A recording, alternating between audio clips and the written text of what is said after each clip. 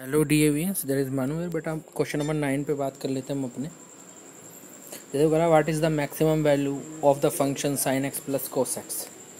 तो हमें जो फंक्शन दिया हुआ है वो दिया हुआ है sin x plus cos x। तो यहाँ पर जब मैं इसका डिफ्रेंशिएशन करूँगा विद रेस्पेक्ट टू x, तो ये f डैश x की वैल्यू हो जाएगी cos x minus sin x। Now for maximum and minima,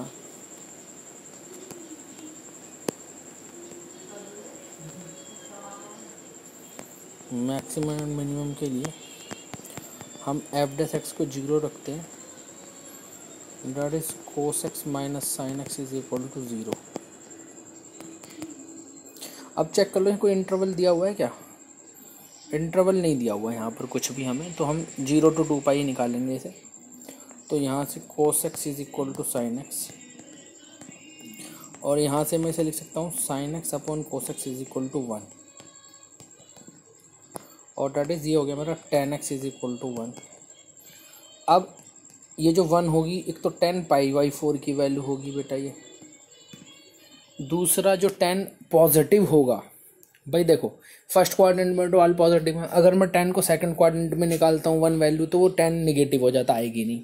अगर मैं थर्ड क्वाड्रेंट में जाऊँ तो वहाँ 10 पॉजिटिव होता है तो वहाँ आ जाएगी।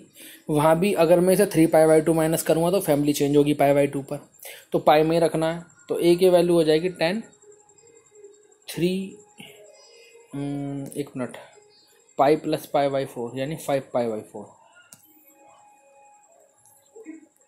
क्योंकि जब मैं पाई में, क्योंकि थर्ड क्वाड्रेंट की जो लिमिट स्टार्ट होती है पाई से 3 पाई बाई 2 तक होती है, तो 3 पाई बाई 2 में अगर कुछ कम करूँगा तो फैमिली चेंज होगी पाई बाई 2 की वजह से। तो इसलिए मैं पाई में अगर पाई बाई 4 ऐड करता हूँ तो 5 पाई बाई 4 की वैल्यू भी 1 ही आएगी।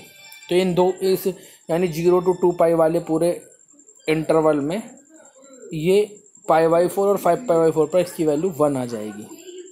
ये बात आपको समझ में आ गई? हमने बहुत 11th में करा है, इस पर मुझे डीप बताने की किसी को ज़रूरत नहीं, सबने अच्छे से पढ़ा होगा।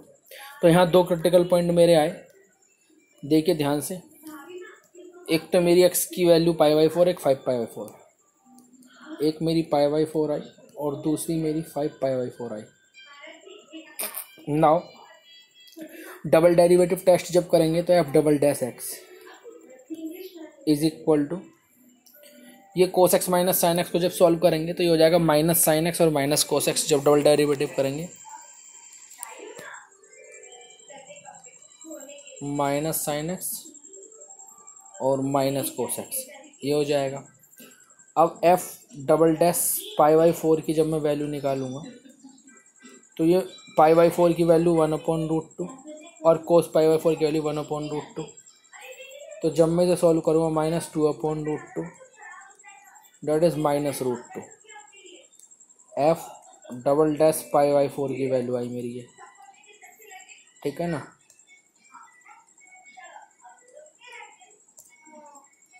तो ये negative that is maximum. I think वो मैक्सिमम वैल्यू ही पूछ रहा है, तो मुझे 5 पाई बाई 4 को चेक करने की ज़रूरत नहीं, पर फिर भी मैं कर लेता हूँ।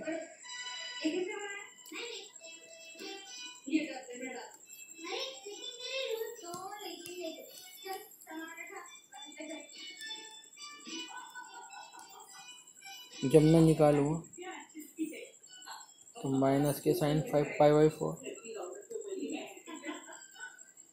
और 5 पाई बाई 4, क्लियर।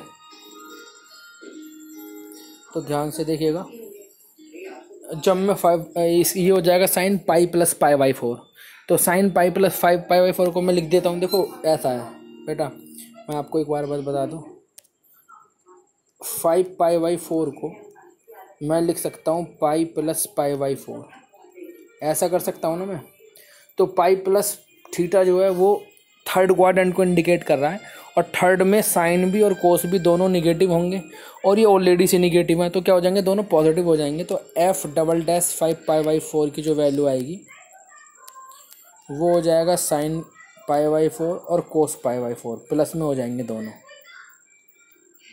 ये बात समझ में आई? √2 that is positive, that is minimum. क्या हुआ? मिनिमम। तो वैसे तो मैं आपसे पहले ही कह रहा था, वो मैक्सिमम वैल्यू पूछा, 2 क्रिटिकल पॉइंट आए, तो एक पे मैक्सिमम होगा, एक पे मिनिमम होगा। तो यानी π/4 पर ये हमारा फंक्शन डबल डेरिवेटिव टेस्ट में मैक्सिमम पाया गया। तो मैक्सिमम वैल्यू क्या हो जाएगी? मैक्सिमम वैल्यू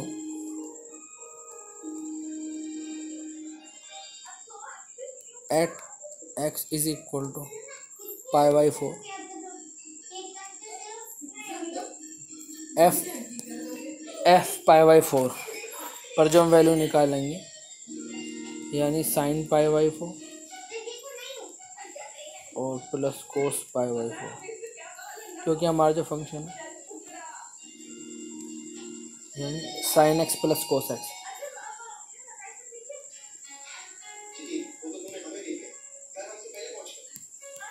ठीक है,